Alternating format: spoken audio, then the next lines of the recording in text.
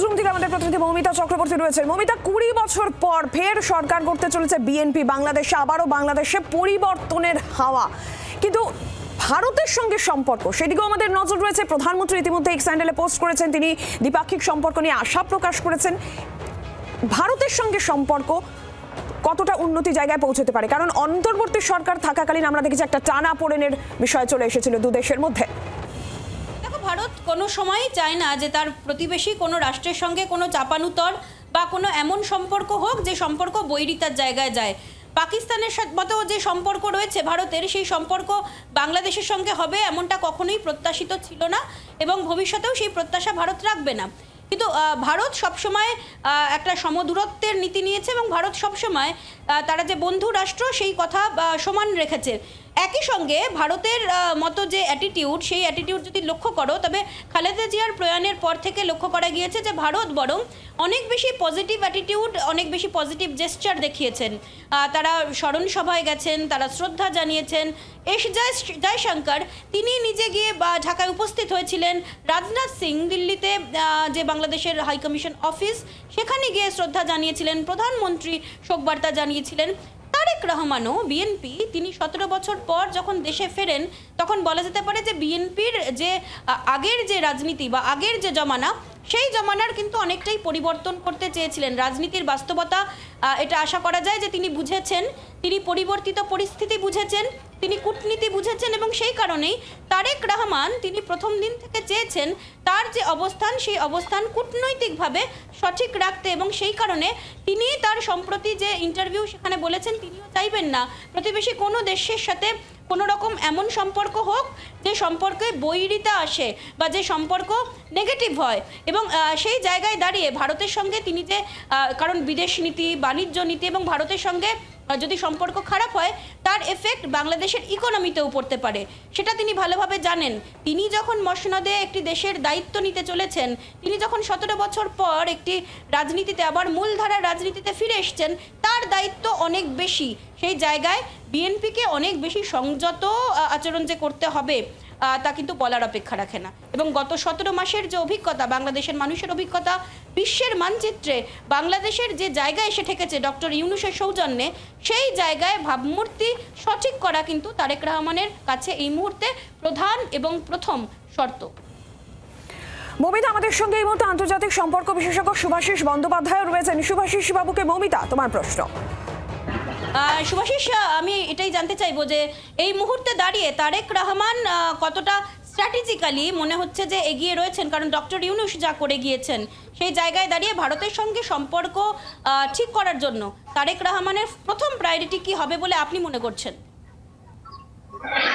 দেখুন, আমার যেটা প্রথমেই মনে হচ্ছে সেটা হলো যে তারেক, এটা একটা প্রথম কথা বুঝতে হবে, এটা একটা ইন্টারন্যাশনাল ইলেকশন ছিল। এটা যে শুধু ভারতবর্ষ বা বাংলাদেশ, এটা 1:1 কোনো বাইল্যাটারাল এক্সিস্টেন্স নয়, এটা বহু বিশ্বের বহু দেশের বহু ইন্টারেস্টের মধ্যে ইনভলভ ছিল। তারেক রহমান এইটুকুনি বুঝতে সক্ষম হয়েছে যে এই ইন্টারন্যাশনাল ইলেকশনটা যদি সে জেতে, শুধুমাত্র ভারতের রিলেশনশিপটাকে তাকে রিকভার করতে হবে এরকম নয়, তাকে বাংলাদেশের ইন্টারন্যাশনাল রিপ্রেজেন্টেশনটাকে অনেক চেঞ্জ করতে হবে। ইমেজ অফ বাংলাদেশ, এই ইমেজ অফ বাংলাদেশটাকে চেঞ্জ করার জন্য যা যা পদক্ষেপ নেওয়া দরকার তারেক রহমান আগামী দিনে নেবে। এবং আমার বিশ্বাস আগামী দিনে বাংলাদেশ বহু ওয়ার্ল্ড অর্গানাইজেশনে ইন্টেনশনাল পার্টিসিপেশন করবে।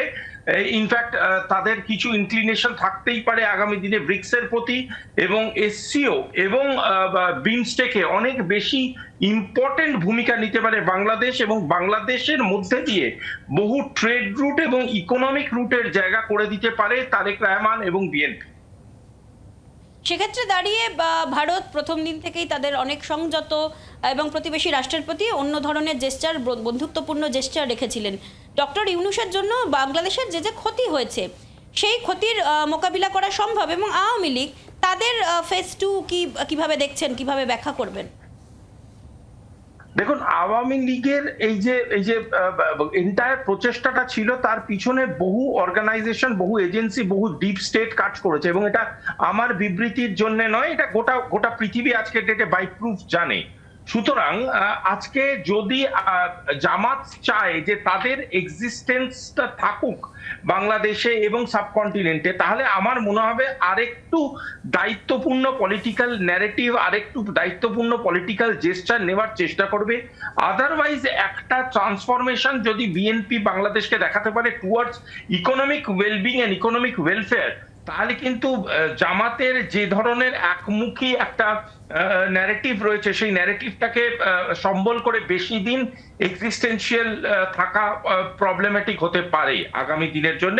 কারণ বাংলাদেশ যত সম্ভব চেষ্টা করবে যে বিভিন্ন রকম টাই আপের মধ্যে দিয়ে তাদের ইমেজ রিকভারি করার এবং ভারতবর্ষের সাথে তাদের সম্পর্কটা অনেক অনেক দৃঢ় এবং আবার করে সেটাকে রিএস্টাবলিশ করার, যতটাই বিগড়েছে সেটাকে মেরামতি করা। অনেক ধন্যবাদ শুভাশিস আমাদের সঙ্গে থাকার জন্য। মমিতার সঙ্গে থাকো। আর এই যে যেমনটা আপনাদের জানাচ্ছিলাম যে বিএনপি জয়ের পথে হাঁটতেই তারেককে শুভেচ্ছা জানিয়েছেন প্রধানমন্ত্রী। এক্স হ্যান্ডেলে মোদির শুভেচ্ছা বার্তা পোস্ট করেছেন, যেখানে তারেকের নেতৃত্বাধীন বাংলাদেশ সরকারের সঙ্গে ভারতের সম্পর্ক নিয়ে তিনি আশা প্রকাশ করেছেন। সেক্ষেত্রে ভারতের সঙ্গে বাংলাদেশের কি সম্পর্ক হয়, ইতিমধ্যেই তারেক রহমানের থেকেও সদর্থক বার্তাই আসছে। সেক্ষেত্রে প্রধানমন্ত্রীর এই টুইট এক্স হ্যান্ডেলে যিনি প্রধানমন্ত্রী পোস্ট করেছেন, যেখানে তারেক রহমানের নেতৃত্বাধীন বাংলাদেশ সরকারের সঙ্গে ভারতের সঙ্গে সম্পর্ক নিয়ে আশা প্রকাশ করেছেন। বাংলাদেশবাসী গণতান্ত্রিক উন্নয়নশীল বাংলাদেশের পাশে ভারত। এক্স হ্যান্ডেলে প্রধানমন্ত্রীর যে পোস্ট আপনাদের দেখাচ্ছে, এক্স হ্যান্ডেলে এই পোস্ট করেছেন প্রধানমন্ত্রী শুভেচ্ছা জানিয়ে, বাংলাদেশবাসী আপনার নেতৃত্বে আস্থা রাখেন তারেক রহমানের প্রতি এই বার্তা। প্রধানমন্ত্রী গণতান্ত্রিক উন্নয়নশীল বাংলাদেশের পাশে রয়েছে ভারত, পাশে থাকার বার্তা, ভারতের সঙ্গে সম্পর্ক নিয়েও আশা প্রকাশ করেছেন প্রধানমন্ত্রী।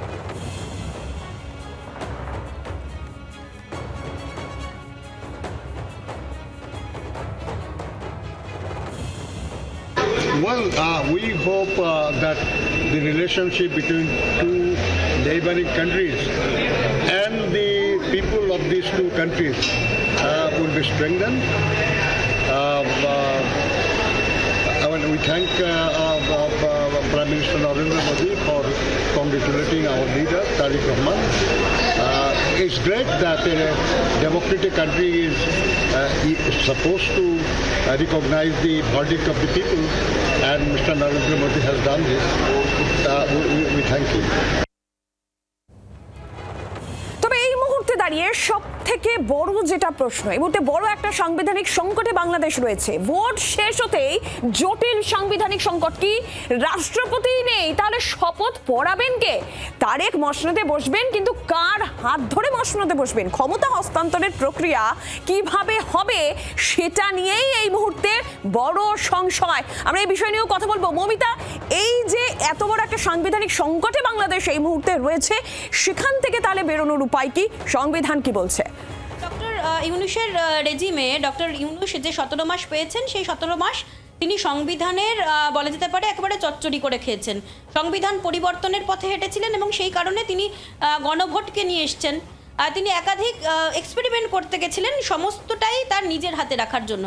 কিন্তু বাংলাদেশের সংবিধান, যে সংবিধান লিখিত রয়েছে, সেই সংবিধানে যে যে ক্লজ রয়েছে, সেই ক্লজ যদি মানা হয়, তবে এই মুহূর্তে তারেক রহমানকে প্রধানমন্ত্রীর শপথ বাক্য কে পাঠ করাবেন, ক্ষমতা হস্তান্তর প্রক্রিয়া কিভাবে হবে, সেটা কিন্তু এই মুহূর্তে প্রশ্ন। কারণ রাষ্ট্রপতি, সংসদ কোনোটাই এই মুহূর্তে ডক্টর ইউনূস তিনি রাখেননি।